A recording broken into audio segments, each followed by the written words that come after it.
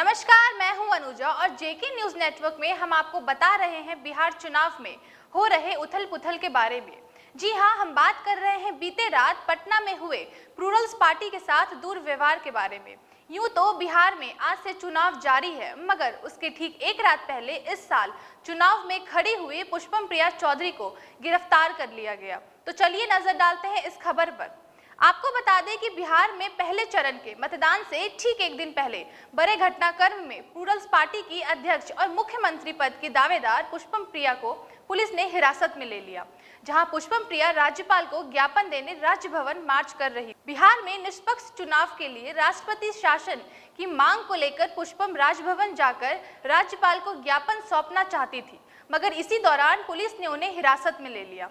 इससे पहले पटना के डाक बंगला चौराहे पर मीडिया से बातचीत करते हुए पुष्पम प्रिया ने आरोप लगाया है कि उनके प्रत्याशियों का निर्वाचन रद्द कर दिया गया है, उनके प्रत्याशियों को धमकाया जा रहा है। उन्होंने कहा कि यहाँ संविधान की धज्जियां उड़ाई जा रही है, कभी किसी बड़ी पार्टी का नामांकन आज तक खारिज नहीं हुआ है। आपको ये भी बता दें कि उनका महामहिम से केवल यह कहना था कि राष्ट्रपति शासन लगाने में क्या दिक्कत है। उन्होंने कहा कि सभी पार्टियां मिलकर उनकी पार्टी के खिलाफ काम कर रही है, अधिकारियों का इसके लिए इस्तेमाल किया जा रहा है। सभी पार्टियां जानती है कि एक पढ़ी लिखी पार्टी आ गई तो इन लोगों का करियर खत्म हो जाएगा। उन्होंने दावा किया था कि जब तक राज्यपाल से मिलने नहीं दिया जाएगा वह कहीं नहीं जाएगी।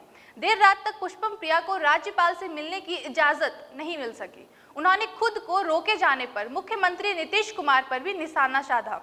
उन्होंने ट्वीट कर लिखा कि अपने 5 घंटे तक अपनी पुलिस और अधिकारियों के माध्यम से मुझे परेशान किया है। इस दिन को हम याद रखेंगे। मैं आपके लिए आ रही हूं, भगवान आपका भला करे। इससे पहले दिन में पुष्पम प्रिया ने वैशाली से पाटलिपुत्र गंगा नदी को पैदल ही पार किया था और कहा कि बुद्ध ने पाटलिपुत्र से वैशाली नाव में गंगा पार किया था तो पूरी मानवता को न्याय मिला था। आज मैं उसी माँ गंगा को वैशाली से पाटलिपुत्र पैदल पार कर रही हूँ। देखती हूँ बिहार को न्याय मिलता है या नहीं। दरअसल पुष्पम प्रिया चौधरी की पार्टी की वैशालियों से उम्मीदवार की जमकर पिटाई हुई है। आरोप है कि पुलिस प्रशासन पूरे मामले में कोई कार्रवाई नहीं कर रही है। इन्हें बातों को लेकर पुष्पम अपनी पार्टी के कुछ नेताओं के साथ राज्यपाल से मिलना चाह रही थी। राज्यपाल से अनुरोध करना चाह रही थी कि बिहार में राष्ट्रपति शासन लगाकर चुनाव कराया जाए। पुलिस के मुताबिक चुनाव की वजह से यह इलाका प्रतिबंधित जोन में है। ऐसे में बिना इजाजत के प्रतिबंधित इलाके में किसी का प्रवेश वर्जित है। पुष्पम प्रिया ने इसका उल्लंघन किया, इसलिए पुलिस ने तत्काल उनको हिरासत में लिया है। बिहार के सीएम ओहदे की उम्मीदवार के तौर पर चर्चा में आने वाली पुष्पम प्रिया चौधरी बिहार के दरभंगा जिले की रहने वाली है। पुष्पम प्रिया चौधरी भले ही सियासत में नई हो, लेकिन ऐसा नहीं है कि सियासत उन्हें विरासत में ना मिली हो।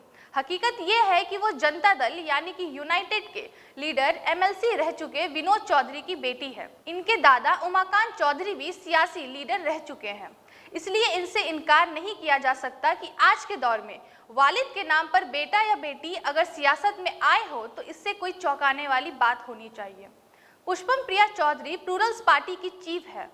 पुष्पम प्रिया चौधरी ने लंदन के मशहूर लंदन स्कूल ऑफ इकोनॉमिक्स से पब्लिक एडमिनिस्ट्रेशन में मास्टर्स की डिग्री ली है। पुष्पम ने इंग्लैंड के the institute of development studies university से डेवलपमेंट स्टडीज में मास्टर्स की डिग्री भी ली है। पुष्पम प्रिया ने दावा किया है कि जब तक राज्यपाल से मिलने नहीं दिया जाएगा वह कहीं नहीं जाएगी। पुलिस अधिकारियों ने पुष्पम को लगभग 8:30 बजे हिरासत में लिया था और उनको रात के करीब 10:30 तक हिरासत से छोड़ा गया। बिहार के इतिहास में ऐसा पहली बार हुआ है कि सीएम के उम्मीदवार को ठीक एक रात पहले जेल में डाला गया हो। जैसा कि आप जानते हैं, बिहार में आज से चुनाव जारी है। ऐसी कई घटनाएं यहाँ हो रही है जिससे यहाँ की आम जनता को दिक्कतें आ रही है। जैसा कि आप जानते हैं, मुंगेर में हुए बड़ी दुर्गा के विसर्जन में वहाँ की आम जनता और पुलिस के बीच मतभेड़ में कई पुलिस कर्मियों के साथ साथ वहाँ की जानमाल को भी बहुत हानि हुई है। लोगों में आप आक्रोश देख सकते हैं। तो अब देखना यह है कि यहाँ किसकी जीत होती है, किनकी सरकार बनती है। यहाँ की जनता ने इस चुनाव में किसका साथ दिया है। जल्द ही मिलेंगे बिहार चुनाव के बारे में एक नई खबर लेकर के। ऐसे ही जानकारी हम आपको देते रहेंगे। तब तक के लिए आप बने रहे जेके न्यूज नेटवर्क के साथ। धन्यवाद।